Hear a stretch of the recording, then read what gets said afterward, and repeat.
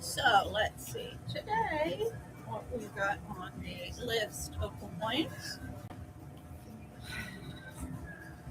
So first off, my go. Well, first off, let's start with my paper. So I didn't have. You have two printers. You have one for the point of sales POS system. That if people want a receipt, that's paper. It's a different paper than what they call the kitchen. Here, my kitchen is right next door. In other restaurants, it's going to go directly in the kitchen. I might get sent to the kitchen. So I've got those two systems, two different types of paper. Don't ask me why they put the two different types of paper just to make our lives difficult. I do that. So I sent him an email. I'm like, you owe paper to the other guys. To Casa Teresa, I just took some paper there because I didn't. Well, didn't Amy? I gave Amy. I'm like, no, it's not the same. When when we transferred over, I gave him a list of all of the different supplies that he's and put it on a table form and a Word document. All of the different. I sent him the email with that attached. There's here are the different supplies that we need. Here's the list. Have a checklist like they do at the other place. What do we need? No, like Amy yesterday, I said, I need milk. I don't have milk. I have coffee for today, but I'm going to need coffee for Monday. Has coffee been ordered? I have almost no dipping sauce for the churros. Has that been ordered? Apparently not, because I said yesterday, can you please order it? Because I'm not going to have any. I can put together I have a little bit of chocolate left. He has some chocolate stuff here I can make one. I've done that before. I'll survive. But my churro dough is from the 19th. We are the 21st. This is 2 days. And Amy, this half thing cost $10. Now, I was the first to be complaining, oh, you guys, don't send me two of these plaques if we're just throwing away.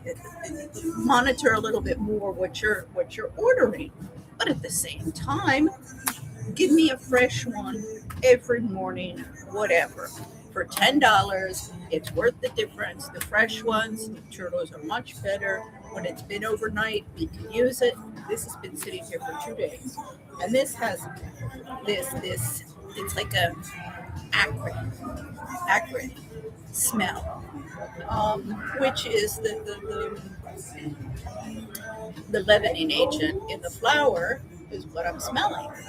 But I shouldn't be smelling that. So we're going to see if we can recuperate. Of course, if it had eggs, we can't be leaving it out. This is just flour and water. Oh my God. If they tried to do that with eggs, they'd go. Flour and water. So, no, it's not like if it had eggs in it. So, yeah, we'll see how it comes out. I'm going to see how but don't screw around with people's health for $10 freaking dollars. This is, again, penny wise and pound foolish. I'm sick and tired of it. This is one of the things that destroyed my marriage to a Spaniard.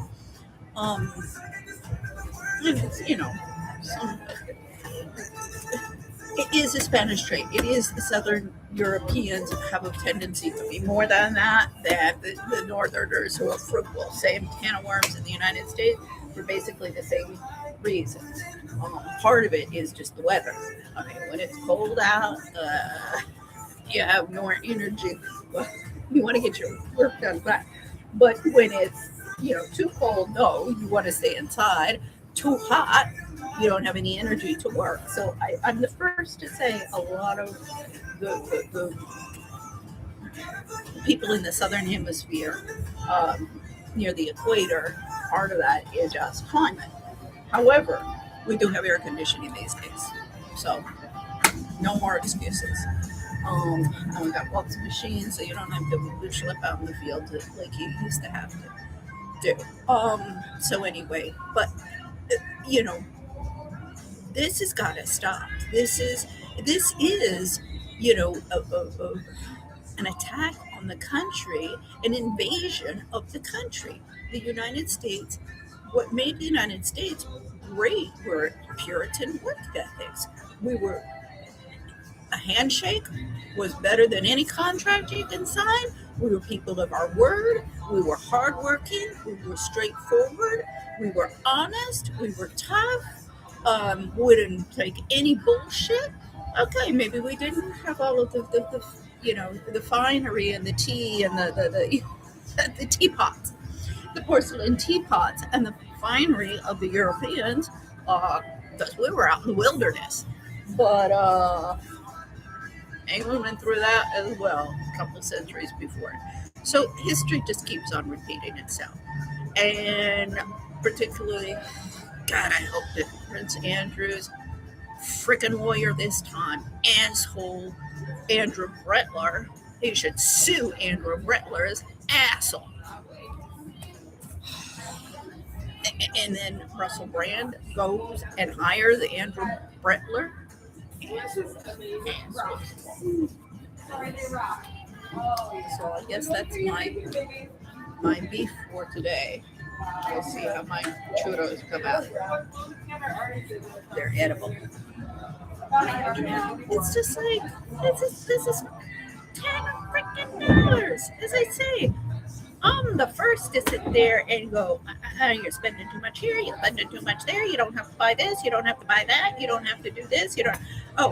Oh, this comes. Yeah. So the other pet peeve I got is what do you call it in English? La placa eléctrica, the heating plate for that I cook on to warm up the chocolate. So the old one broke that these guys had. I'm still waiting for my goddamn ice cream machine. That was August. Now, okay, I get it, $2,500 to fix this machine. Nobody wants to fork it out, but I'm like, shit. I could have had sales of ice cream. Get me a goddamn 15-gallon thing of ice cream. Don't buy me the cheap stuff. It's $50 to $100 for 15 gallons. Give me some good stuff. Get it in here, and we can continue with the sundaes and the milkshakes, and people still ask for ice cream. I'm embarrassed. Embarrassed. This is the freaking third world country I'm living in. And it's not the Puritan ethics that made it that way. It is the Latinos. It is everybody else laissez-faire. And admittedly, I mean, my sister, celebrity chef of the stars, my siblings, my cousins, yeah, it's not just the immigrants. The white Americans, the WASP Americans who founded this country are just as responsible. But it's no excuse. People who are following their lead, you can follow them to prison. I'm tired of this shit. Really tired